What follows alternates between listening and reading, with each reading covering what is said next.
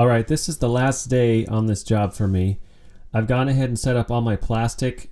I highly recommend setting up a plastic curtain like I've done here. It may seem like overkill or a waste of time, but I'd rather spend 30 minutes up front instead of the 3 to 4 hours it would take to clean this entire bedroom and everything inside of it later on. As soon as you start sanding this drywall, this joint compound, you're going to figure out this dust gets everywhere.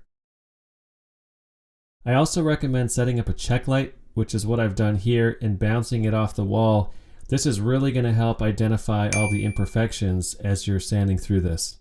If you can get your repair to look clean with a check light, then it's going to look great without one. At this point, I have most of my sanding done, and this clip here kind of highlights the importance of having that check light. I got that little top section too. But basically, you're trying to get this as flat as possible. I do still have a tape line I'm pointing out here, and I'm not real worried about that because the door frame is just to the left, and the way the light comes into this room, you're really not gonna, it's not gonna highlight in that direction. So I'm not super concerned, but if I wanted that flatter, I could still skim out all the way to the door casing.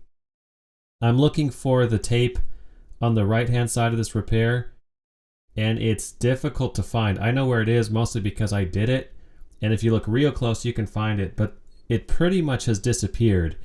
And again, under this lighting, this is the most critical lighting you're going to have. I'm setting it up on purpose so I can find all of the imperfections, because without that light, those imperfections are going to disappear later on for the normal observer. I do have some small imperfections here. I'm going to go over those with some 5-minute mud, quick sand, and this will be ready for paint, which you're going to see in just a second here.